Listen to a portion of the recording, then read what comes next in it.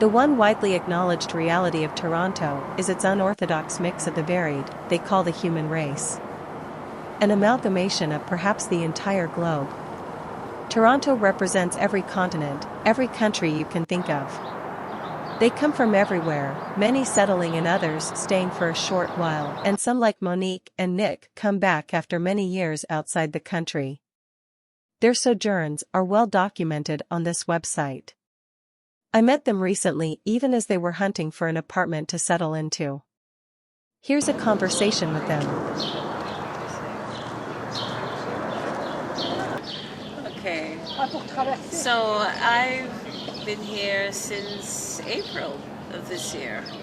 I came in from Jamaica. Well, we actually took a trip to Asia, didn't we? To Southeast Asia, just to unwind for a bit. And then we arrived towards the end of April. So we've been here for a little over 2 months now.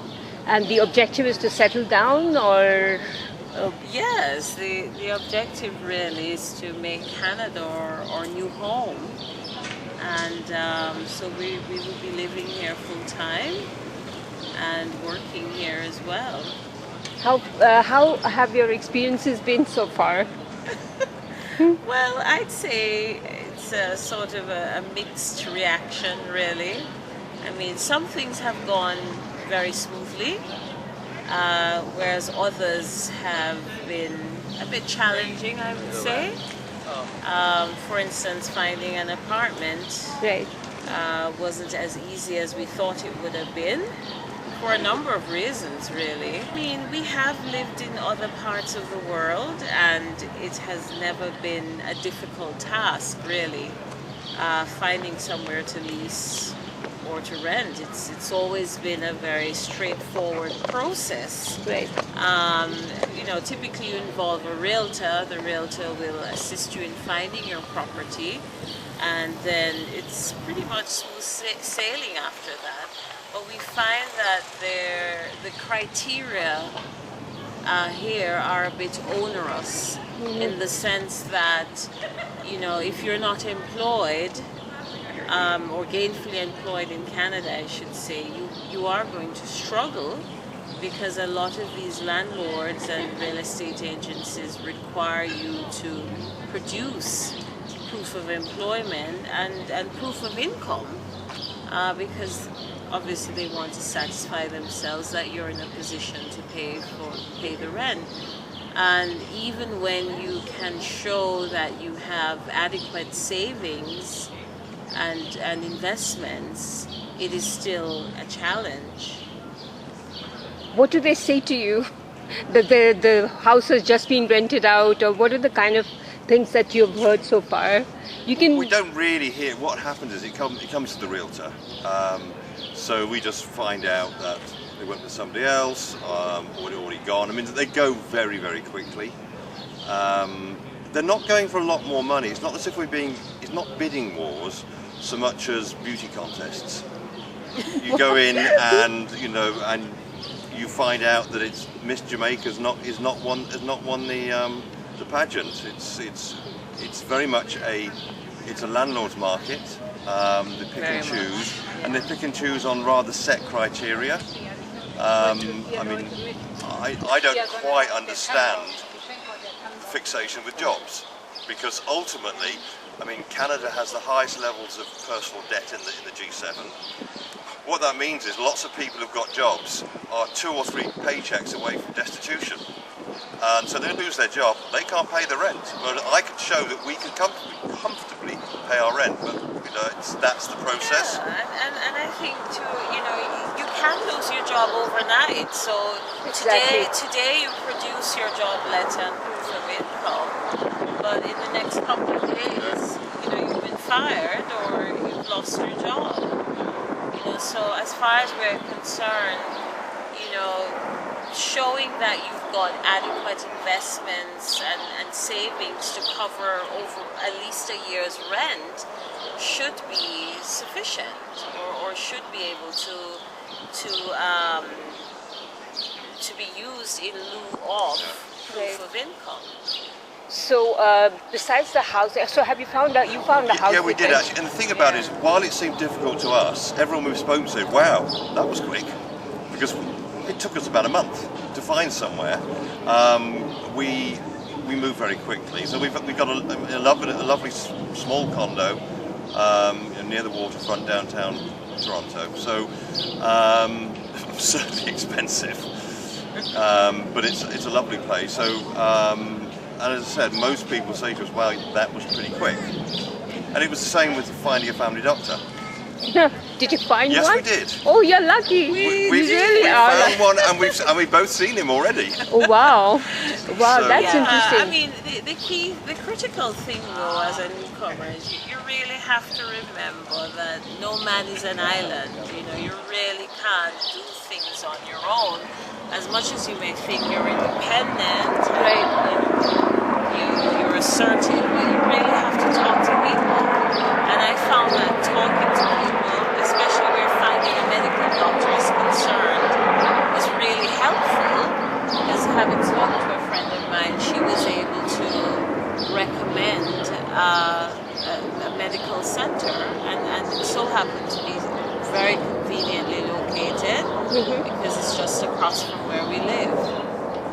What are some of the impressions that you've gathered so far? This is not your first trip, right? Monique, is this your first trip, or have you To been Canada? Yeah. No, well, I've been to Canada on many occasions in the past, both for short and extended stays. So it's my first time living here, but certainly not my first time visiting. And yours? You've been here before? I'm actually a Canadian citizen. I feel like I've emigrated to Canada twice. I came here originally in the year 2000, lived in Canada for 7 years, went to Jamaica and then came back. And so it is different. Toronto is different from the rest of Canada. I've lived in London and New York, and there's a big city mentality it's almost a slight arrogance of the big city people to In think Toronto? somehow every big city, same in London, Same. Londoners, New Yorkers, Torontonians, if they're the country's big city, somehow seem to think we're somehow better, superior, and we have family and friends, and we were thinking about moving to Calgary, and they looked at like, why do you want to go there? It's all pickup trucks and cowboys. Well, actually, Calgary is a gleaming modern city. That's and it's, right. But it's so. And what we find amazing is that the people who are most quick at criticizing are those who've actually never been. So how come you left They've Canada? never ventured outside of Toronto. How come you left Canada in the first instance? I was headhunted for a job in Jamaica. Oh, wow. I was working I was in Newfoundland, and I was a recruiter who I knew, who I'd done some work with before, reached out to me, and I actually went to Jamaica just because I thought, well, I got a free 4-day holiday, so for the interview. But then decided I would go there. I was actually planning to come back to Canada much earlier, but I met Monique, and we've been. And that's how. Yeah, we've been together. We've been together over 12 years and married over 10. So we stayed, but it was reached a time where I think I put a little pressure on saying, no, I'm ready to move now. Back to Toronto. To Canada. To Canada, yeah. We don't know if Toronto is going to be. a permanent. Toronto. Two real reasons why we're in Toronto. Number one, it's often the easiest place to get the first jobs. It's also, Monique's got family, particularly her mother in Jamaica, and it's easy to fly from here. It's a 4-hour direct flight. There are multiple flights every day to Montego Bay and to Kingston. So initially, at least, we figured that Toronto would be where we started. Although we've looked around. Before we settled, we went to Calgary. We went to Moncton, we went to Halifax and Montreal. I've got to be honest, I think we'd have preferred most of those places over Toronto. Yeah. Why? What's your antipathy, or what do you feel Toronto is? Well, it's the big city syndrome. It reminds me too much of London and New York. Okay. Don't get me wrong, people are nice, but there's a sort of people are very focused. We're busy, busy, busy. We just before we moved to where we are now, we were in another condo building, rented an Airbnb for 2 months, and it was, and most of the people there were younger. It was a slightly there was a slightly less upmarket community, and there were a lot of youngsters, and they get in the elevators, they're on the phones, they don't talk to anybody, and I used to like freaking them out, jump in and go in the elevator and loudly say good morning to them and start a conversation, and the sheer look of terror on their faces, like, oh my God, this old man's talking to us, what do I do? But I will say, it's different than where we are now. It's a slightly, the community's a little more mature, and so actually now we have conversations in the elevators. So maybe I was being a little unfair thinking that's what Toronto was like. Maybe it's just what our condo building was like. I just, for me, we love Montreal.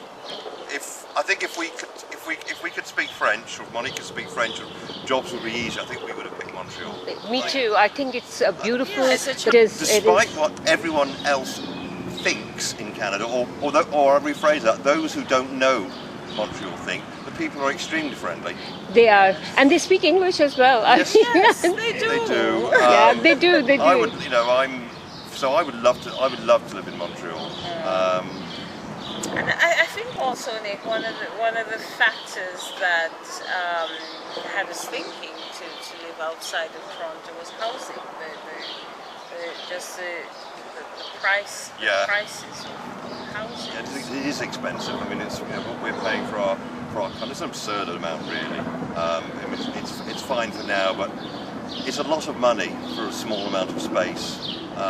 So it's an expensive place to live. When I first came to Canada, I first came to Canada in 1989. Lived here for 3 years, but not as an immigrant. I was on government service, and at that time, Canada was noticeably cheaper than the UK. Now Canada is significantly more expensive than the UK. That has changed quite a lot in that sort of 30 odd years. So what have you seen? What kind of drastic changes have you seen over the years? You've been here so many times. You've been here earlier, even though not living. What are the kind of changes that you've seen over the period of 2 decades? Well, it's very difficult to compare because Newfoundland is a much more isolated place, but visible minorities are much more now. I used to travel around Canada quite a lot, and the number of the visible minorities, the number of recent immigrants was far fewer. I think that's the biggest change. I think it makes for a better city, a better place. More diverse. But it does bring us challenges. Challenges, yeah. I saw an article today talking about that Canada has a challenge, or educated workers have a challenge in Canada, because the number of vacancies for jobs that require university education are dramatically outnumbered by the number of people with the university degrees looking for work. So there are a lot of jobs in Canada, but they're obviously at the lower level, and that makes the challenge of a lot of immigrants. Of course, you end up being underemployed. Yes. Yeah, there's this whole conversation around immigration. Like I'm actively on Twitter and actively get my news from Fox and all these places. It's not just a challenge for Canada, but for the US as well. The whole concept of this immigration, it's becoming rather out of control. And what are your thoughts about it? Should there be an open door policy, like anyone and everyone can cross over? We've had a lot of crossovers last winter. Yeah. And that was terrifying because some people died en route from the US to Canada. It's kind of very frightening. So what's your take on? My thoughts are, and I don't know about whatever, my thoughts are very much that I think Canada needs a more holistic end-to-end process. Canada has made it relatively easy now for people to get in, but once you get in, it's tough. Yeah, there's a very limited support system in place for people once they've made it here, and I'm talking specifically about jobs. Right. The whole job seeking process. It can be a nightmare. I mean, I have a colleague who is an attorney. He lived in Colombia, and his wife, they recently migrated here. Of course, she has a job, but he's been searching now for well over 5 months, and he's highly qualified. This is a guy who has his master's in law. He also has an MBA. He's even more qualified than me. You see the barrier, there are too many barriers here. The first barrier is that you're not educated here. That's strange. That's strange. It's a bit of a fallacy. I was fortunate enough, I was in a position before, when I was in Canada before, that I actually hired people. And I realised that actually hiring immigrants was a good thing to do. You got a lot of value, generally harder working.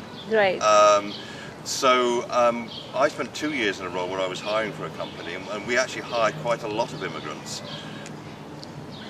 Whereas I think the generally in Canada, the view is, and I think it's a fallacy, that somehow the people who are not educated and then don't have Canadian experience on the resume, that they're a lower value proposition. And I think it's false, and I think it's a mistake by a lot of employers to think in that narrow way.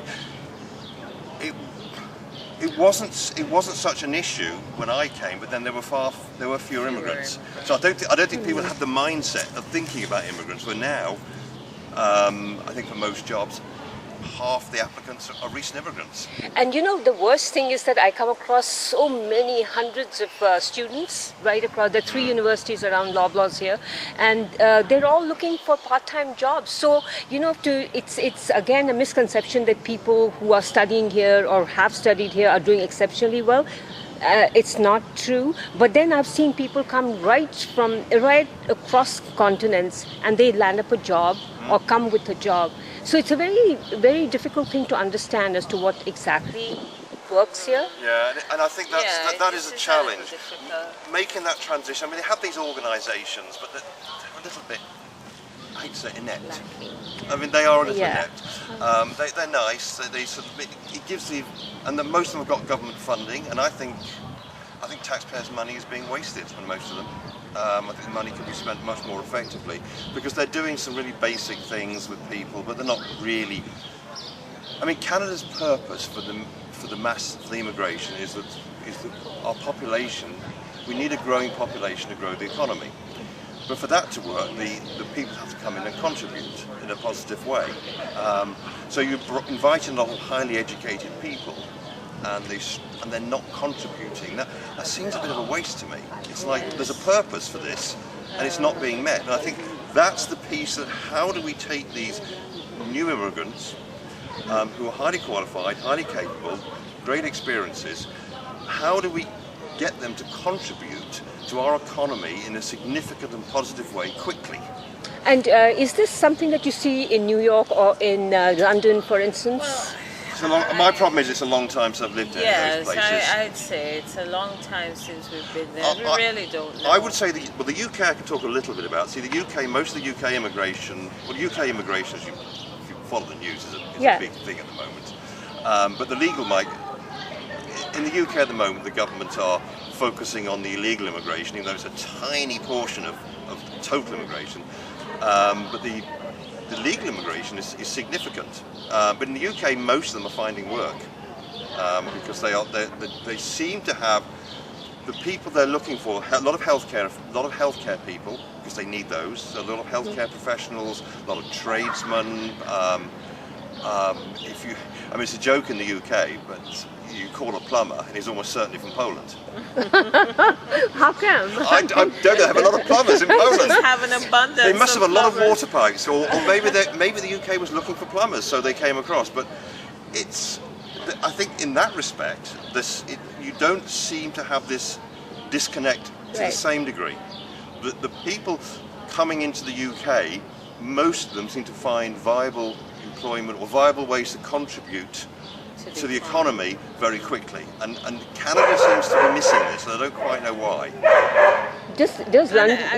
Sorry, go ahead. I'm just wondering if the Canadian immigration might need, or governmental authority may need to set the expectations for those who are coming in the sense, look, identify the areas where employees are mostly needed, and then invite immigrants to contribute to those areas. But they do that supposedly. That's what Express Entry is about. Yeah. But somehow But then- it's always lagging. It's because it's government. It's slow. So what that means is that Express Entry is hiring the people that were needed 8 years ago.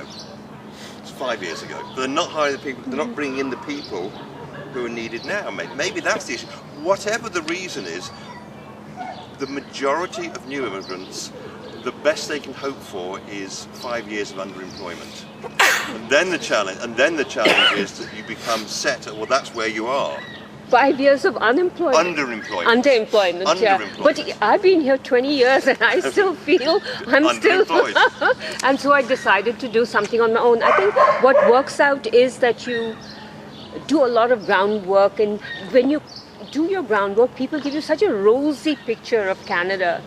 That's the sad thing, You come here, the expectations are high. It's not that people don't want to come here; people want to come here, but nobody gives you the right picture. This is what you need to do. Yeah. Or, Yes. I mean, I'm doing my own thing, so I'm self-employed, so it's a little easy for me, and my work is virtual, so it can be anywhere. what do you do? I'm an online business manager. I'm supporting online businesses are growing rapidly, especially Right. since COVID. And when they're successful, Look at this. what happens is they sec. sometimes struggle with growth. Sorry, you'll have to repeat that because the Have- dog. okay. Sorry. Yeah. I'm going to start the question again then. So you were talking about your online experience that you Yeah. do So online. an online business manager, what we do is we help online businesses with the day-to-day running of their businesses. There's a massive growth in online businesses. These are mainly services, coaching, but not entirely coaching, rather than product selling. And the successful ones, they grow rapidly, and the founders are often very good technicians of what they do, but all of a sudden they start running a business. They start to hire people, and that's where online business managers come in. So typically may have 2 or 3 clients at a time, and we're supporting them in managing their business day to day, looking after process procedures, maybe helping with finances, hiring, people management, that side. So that's what I do. Monique, you've been a lawyer in Jamaica. Yeah, I worked. What kind of law do you practice? Well, I mostly practiced in corporate law. I worked for what they call property and casualty insurance companies in Jamaica, and I was a senior executive there for over 15 years, running their legal claims and compliance operations. In Canada, there's a lot of property and insurance. Yeah. And, Yes, there are quite a number of these insurance companies. It doesn't seem that they have a talent shortage, though. I mean, you see these jobs being advertised, and in no time they're filled. yeah.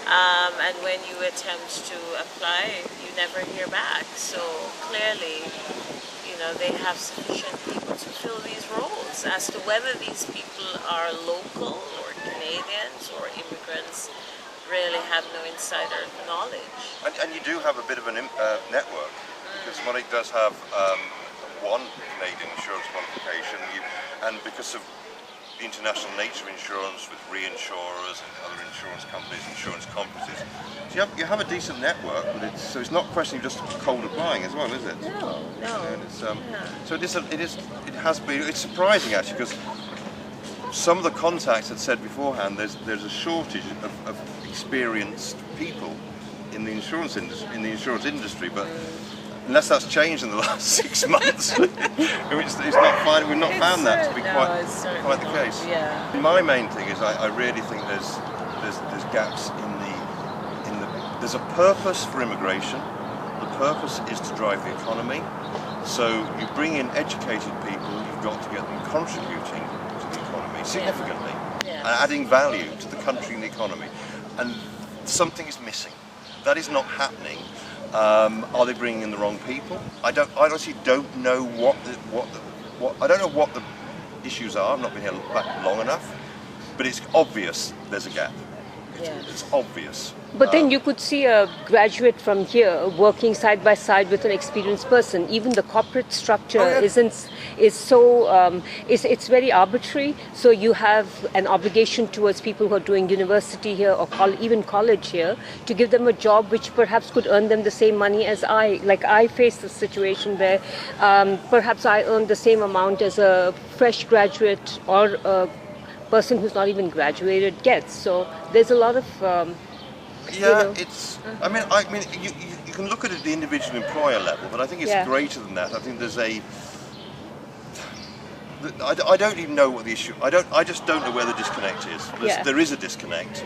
Yeah. I've not looked at it deeply enough. I only become aware of it in the last few weeks. But there is clearly a disconnect in terms of how do we take these qualified, experienced people who really want to work and will really work hard. How do we take them and turn them into high-quality producers? And it simply isn't happening. I mean, I'm not saying it doesn't happen, but it's not happening enough. Because it's significant. Because immigrants in the short term cost. Yeah. There's no question. The whole processing of immigrants, supporting immigrants are a cost in the short term. Unless you are on your feet from the day you come, which is mostly immigrants, economic immigrants, but the refugees and the migrants, but even those, most coming in are not.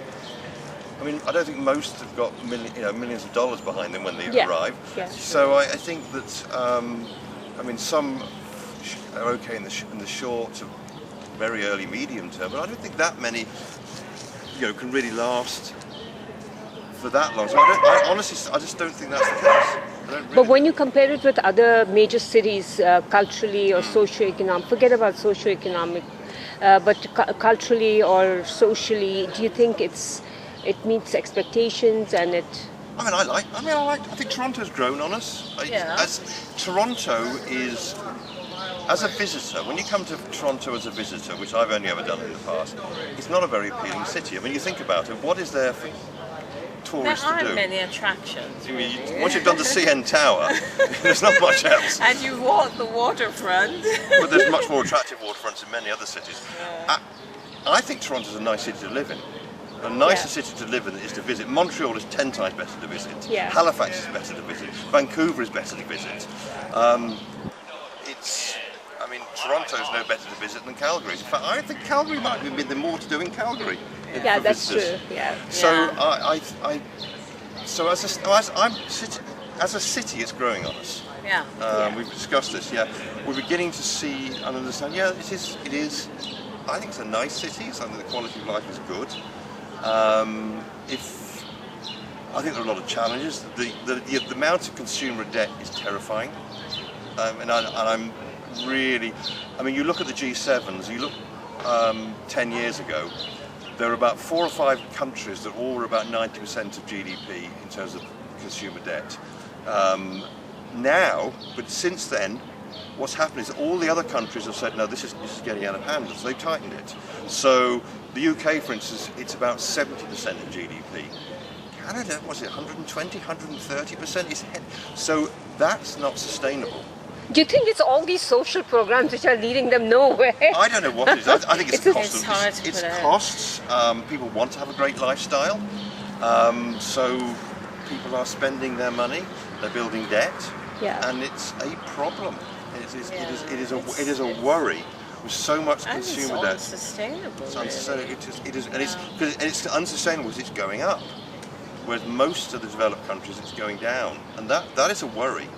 But is it just individual debt or is it corporate debt? No, it's consumer. This is individual. You're talking about individual consumer debt is much more than the entire GDP of the country. So that is an active indicator of joblessness or. I think of a gap between income and outgoings. Yeah, absolutely. Now that can be that. Is it because things are just surviving is too expensive, or is it because people feel I deserve more, so I'm going to acquire the debt? It's probably a combination of both. Yeah. But you can walk around here and you'll see people in nicely dressed. They've got good jobs, but they haven't got any money. Nice cars. They haven't got, and they've got It's debts. all on the credit card. Right, they've got debts. And that is a worry. Yeah, that's a That word. is that is a worry. I mean, one of the things that I found very strange is we come to Canada, and it is so difficult to rent, but the bank keeps telling me, because we've got money in the bank, here offering me mortgages. So it's easier to buy a house than it is to yeah. rent. Now, how crazy is that? I think the basic reason people come here is also because they can own property. And that's one of the major attractions of Canada, which has its own problems. How but can you own when they're so expensive? That's that's another the question. The Yeah. interest rates are shooting through the roof right now. Yeah. It makes it really difficult, especially for young people to own properties. But the prices aren't going down. That's the thing. They just hold it off steady, and then they'll just sort of hover. And there's not been a crash like there was back in the. US. Yeah. Remember the 80s? There was a big crash in housing prices, but the housing prices have not gone down. And you can't get. I mean, around here now, you can't get anything No. under $1 million.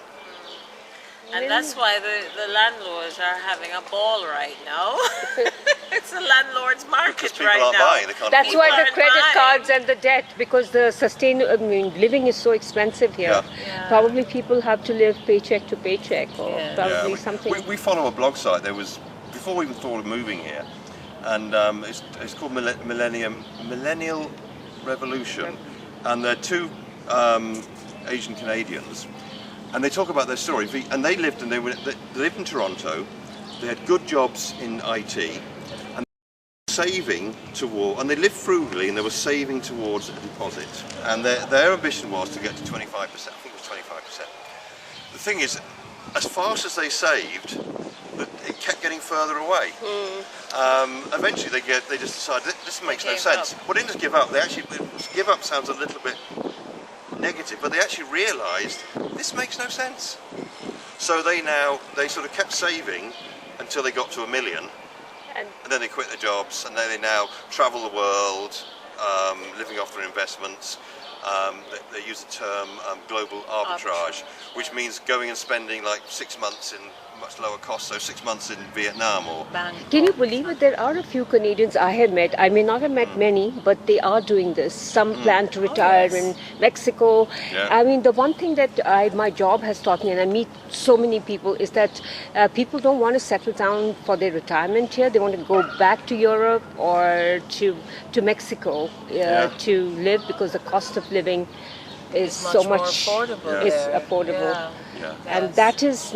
that's not a good indicator of where, it doesn't seem like people are calling this home forever. Yeah. But No, Mexico, Ecuador, Portugal. Portugal, yeah. Those are because they have good healthcare. And a lot of those places, after you live there for a certain period of time, you qualify for the state. Benefits. The insurance, you can buy insurance relatively inexpensively anyhow. The healthcare is good, and then after a while, you can qualify for the government programs. Certainly in Portugal, you can.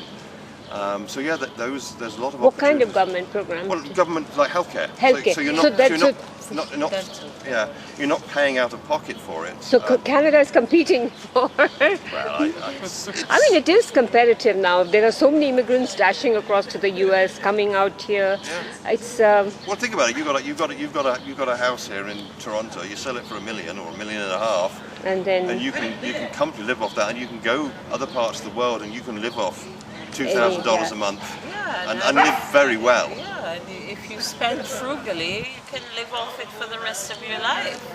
Not even that frugally though. yeah. Just you can live quite comfortably. I mean, we were looking at some of the apartments available in places like Bangkok and Vietnam for $300, $400 a month. Lovely places. wow. So it's that. So yeah, that is that is something that works. But overall, we like Toronto. It's certainly our home for now. We don't know how long it'll be home for. we just don't. We just don't. It's just the nature of the place, or is it just the nature of your Bit of life both. or job? It's a bit of both. I mean, I've moved around quite a lot. I mean, I have three different passports. and I've lived in several countries. So He's James Bond. now I keep saying, if just 'cause when you've got a drawer full of passports, you only worry if they've got the same photograph and different names. If the name is the same, then he's a good guy. If the name's the same on all of them. Yeah. Thank you, guys.